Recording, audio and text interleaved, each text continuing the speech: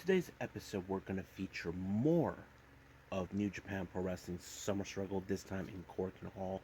We even got the start of the Champion Series by NWA.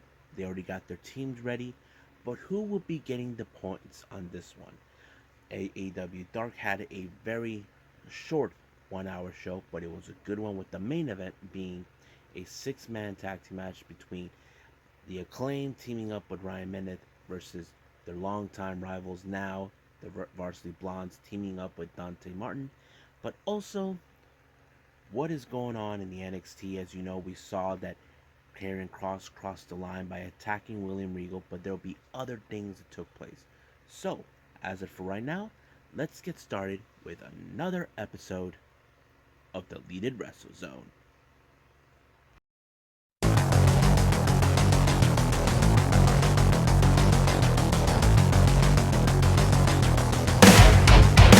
Are you ready? Get up, get up! Get up, get up! Get up, get up! Get up, get up! Get up, get up! Get up, get up!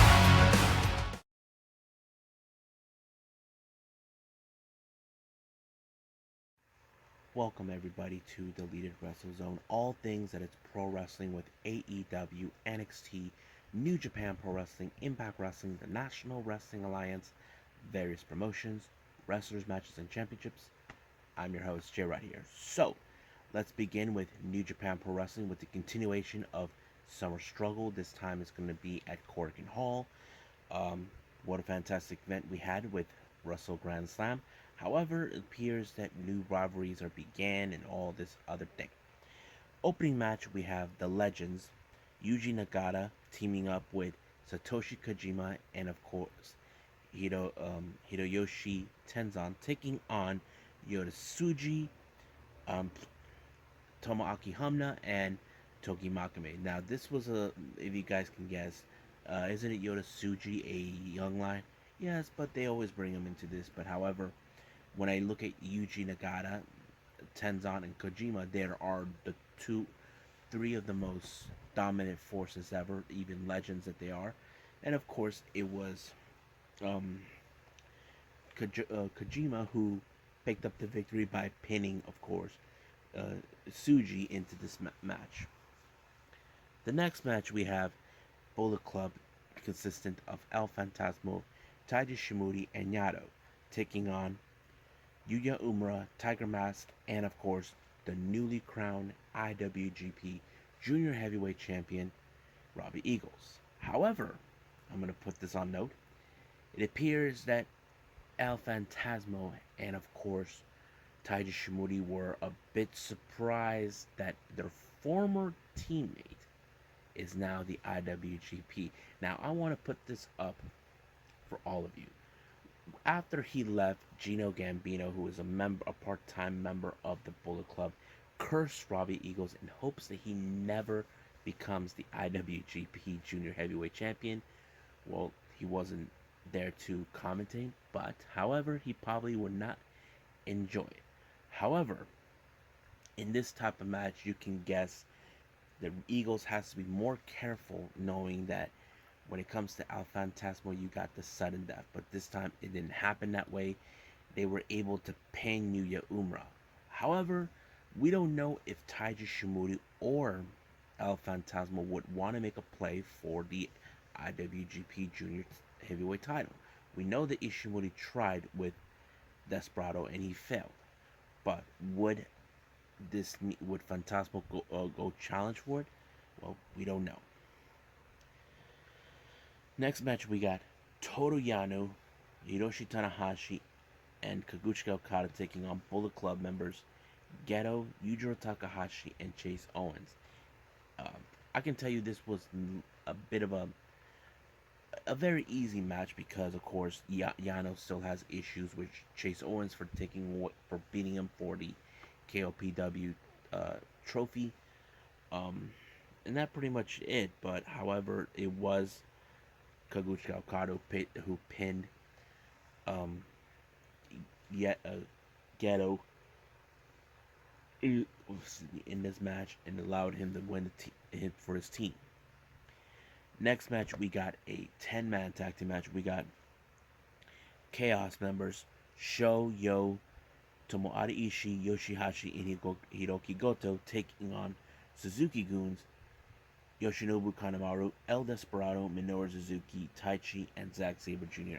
Now, the significance of this match, we do know that Yoshihashi and Goto challenged for a shot of the tag team titles. However, Taichi and Zack Sabre Jr. believes they don't even earn it because these guys are trying to keep the titles away from everybody else because they believe they are going to fix the tag team division because they think it needs to be purified. No, it doesn't. There will be others, but there is one team that we know they will come after them. But for now, the team that wants the title shot is Yoshihashi and Goto. But however, this match ended in favor of Suzuki. Of course, when Taichi picked up the victory for his team, pinning Yo. Our main event was Bullet Club's Dick Togo and Evil taking on LIJ's Bushi and Shingo. As you know, Evil is now the next challenger for the IWGP World Heavyweight title. As you know, Evil has been trying to get back in the game to capture the highest title. He did this when he betrayed LIJ and won the double titles from Naito, but this time we'll see how it goes with him against. But however, it was Evil that won the match when he took out Bushi. So this time it could be a very interesting storyline between two former teammates now turned enemy.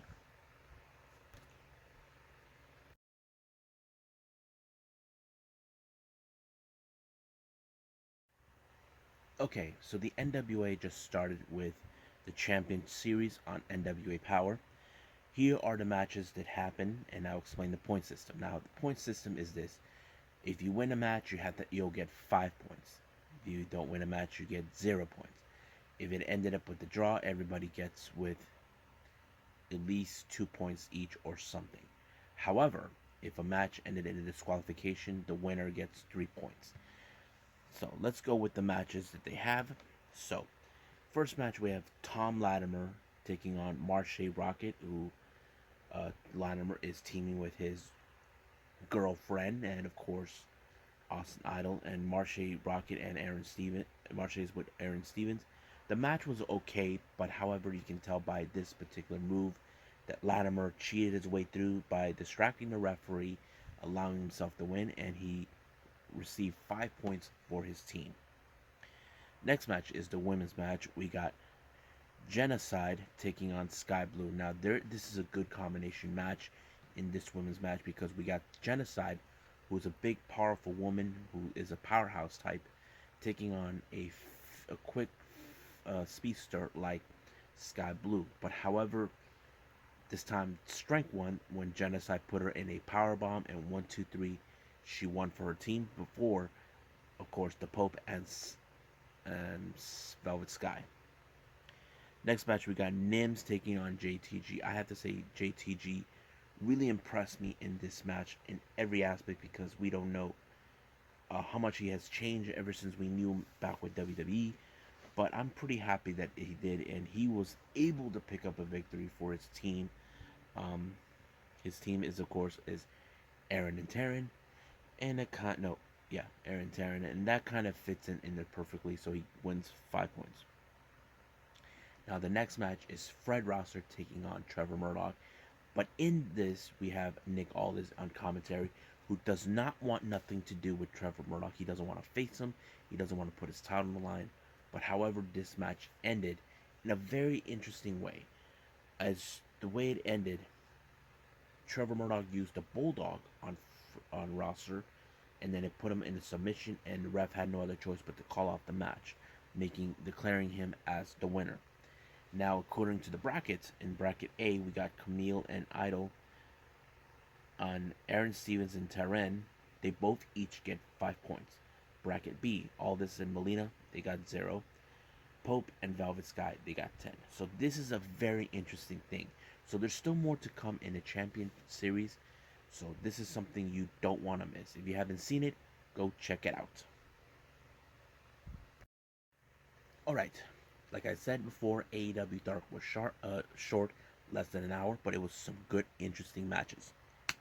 It opened up with Stu Grayson and Evil Uno. Now, in my opinion, these two guys should be coming out for the AEW World Tag Team titles. I mean, the reason is I feel like with Hangman being the guy going for the AEW World Title, Stu and Evil Uno should get their hands on on the tag titles, and that to me is because it could rekindle the feud that we already knew with the Young Bucks when they were known as the Super Smash Brothers. But we'll see how that goes. Opening match, we have Red Velvet taking on Alejandro Leon. As you know, Red Velvet has been one of the few wrestlers that we know that been part of the developmental stages, but she continued to impress all of us. And of course, you can tell by her that she is the fan favorite to win, and she won by that awesome kick that she always does, and allowing herself to pick up a really good, solid victory. Next up, we have Joey Janela and Sunny Kiss finally reunite.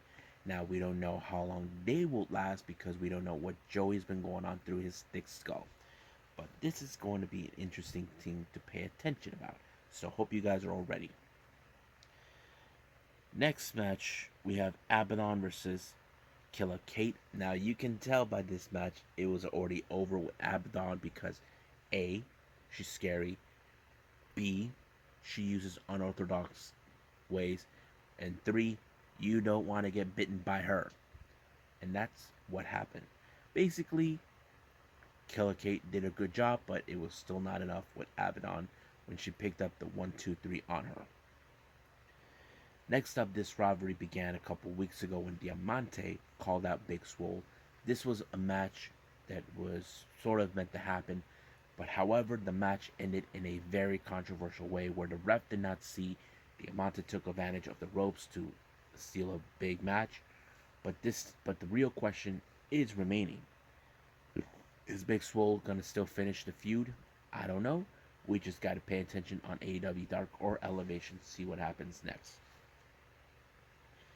Next up, we got Dark Order, Grayson and Uno taking on Zach Mason and Warren Johansson. Now, this is a very match you definitely got to say. You know that this is where you're going to say to me, you're going to agree, Uno and Grayson should be the ones to go after the AEW World Tag Team titles because that's what I've always believed. They should be the team to do it. You know, and we'll see what happens. But they picked up the victory with an amazing finisher, and it's pretty good. It was a really good match to watch. Then finally, we got the main event: Dante Martin and Varsity Blondes taking on Ryan Nemeth and The Acclaimed. Now, this rivalry between The Acclaimed and Varsity Blondes has been taken to higher standards. The Acclaims are now currently ranked number 2, while Varsity Blondes are ranked number 1. They believe that that they deserve those title shots more than anything. But the Varsity Blondes did everything in their power to remain at the top of the rankings, and that's exactly what they intend to do. Even though the Acclaim doesn't want to be around them, they believe that this is their time, that they're standing in their way. But for now, but the match itself was amazing. Even Dante Martin continued to impress me. He actually jumped over the corner of the turnbuckle, I should say, and everybody was like, holy, and that kind of goes, including Taz went for it. And of course, it was him who did the flip stunner on Nemeth, allowing himself to win the match, and it was a beautiful match, I have to say. Can't wait to see I don't know if I should enjoy Dante Martin as a singles competitor or a tag team competitor, but only time will tell until we get to that point.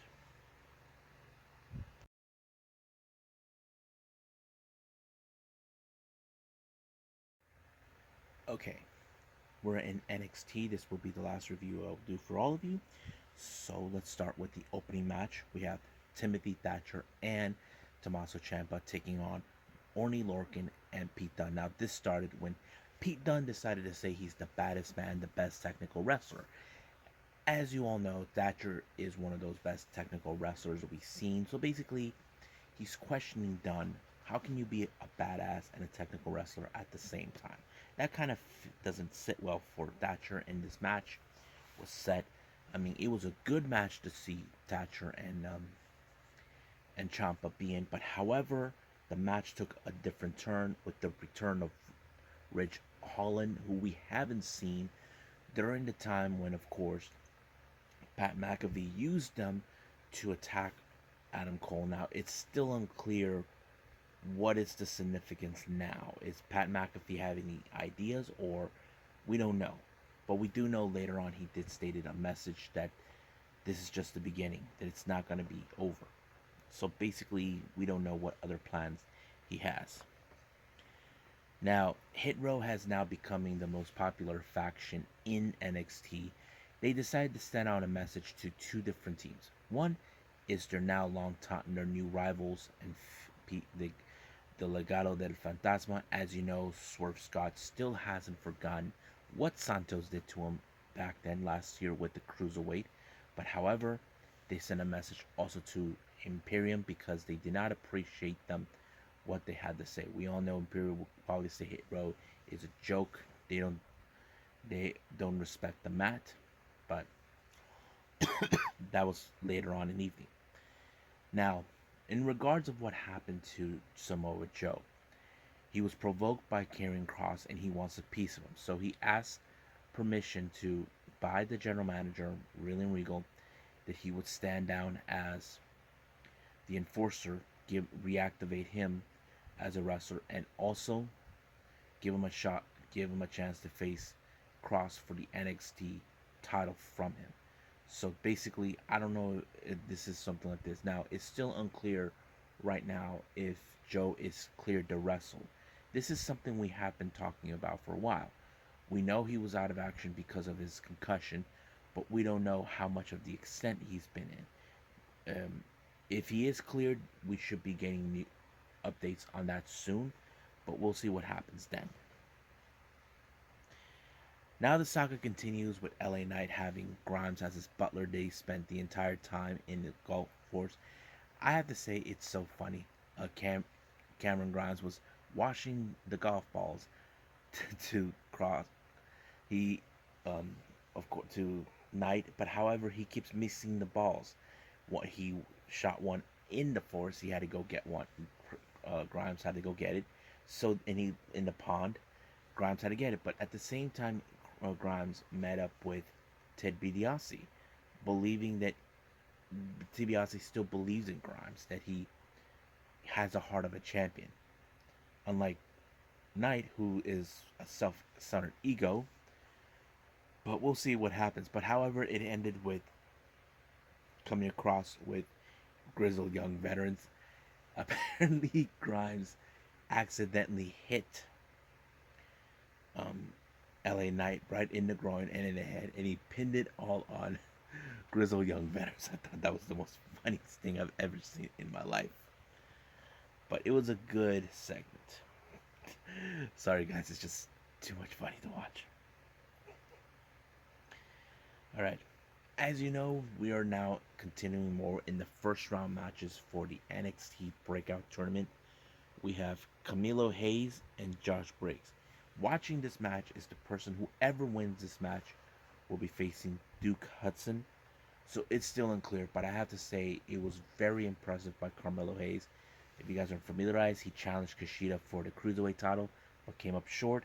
And I feel like he's that guy we definitely got to pay attention to. But however, we don't know what how he will do against a guy like Duke Hudson, but that's something we gotta wait and see.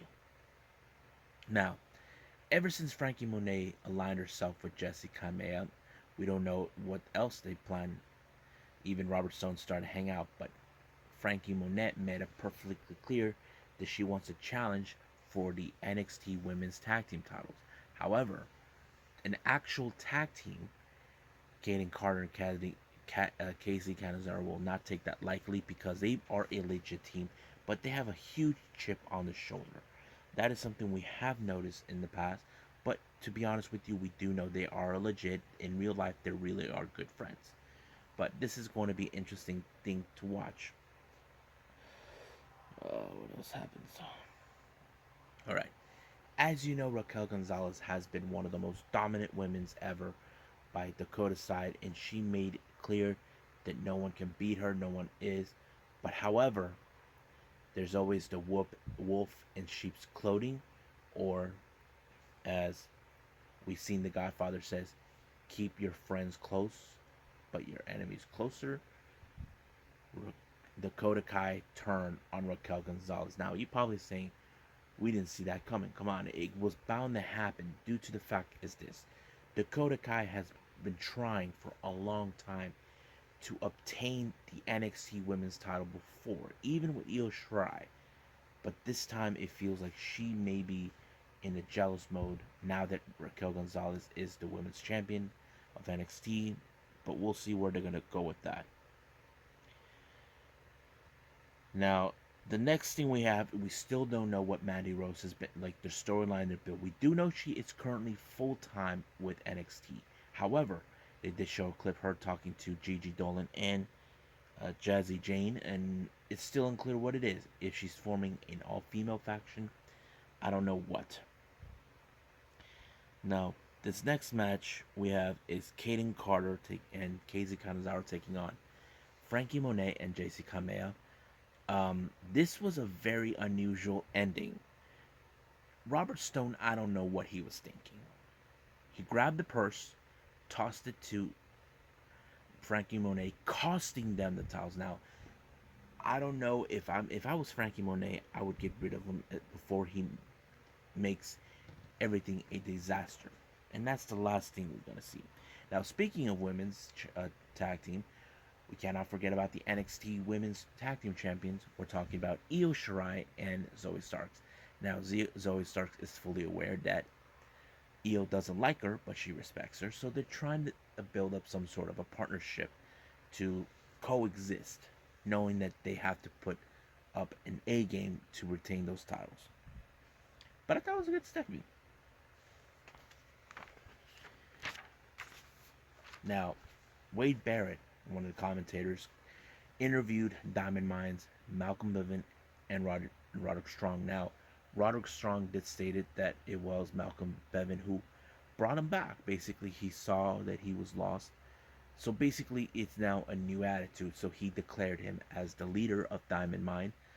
But I probably saying, isn't it Malcolm Bivens? No, think of him as the manager who tells him what to do or whatever it is. But however, Wade Barrett made a very compelling argument.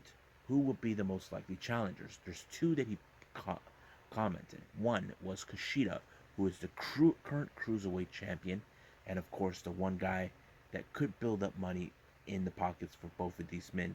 I'm talking about Bobby Fish. So it turns out they want Bobby Fish. Now we get to the next match, which is Imperium taking on a Hit Row, Ashante Thee Adonis, and Top Dollar. This match was so interesting because it appears that Hit Row seems like they were getting the momentum because Top Dollar is a huge dude, and there's no way Eichner and Bartel can take him on. But however, the match was interrupted when Legado attacked Swerve Scott, and of course forcing them to lose the match to Imperium. So basically, this is far from over between both of these factions. Now, the main event, we got Bronson Reed taking on Adam Cole. It's an amazing match. It kind of went in a different level, and I was surprised that he was pulling off the Tequila Sunrise on him. But it took at least 2 tries for the one shot or last shot, whatever he calls it. And then it was over the moment that he applied to it. However, Adam Cole, it appears that his past will never come into an end. I'm talking about Kyle O'Reilly. Kyle O'Reilly decided to assault him and beat him down like the last time he did to him. But let's see what happens then. It looks like this is going to be a fight. It's going to last forever, and I'm excited to see how this one's going to play out. Well, I hope you guys enjoyed me reviewing these events. Coming up, we got 2 past events by DDT Pro Wrestling dating back from April. And also we got a very interesting promotion I never witnessed. And this is going to be the first time I actually get to, how do I say, review it. It's called Unsanctioned Pro, which is they throw in a lot of death matches. But also, we got AEW Dynamite's Fight for the Fallen, which is going to be an amazing show, and that's already been planned out. So we'll see what's going to happen.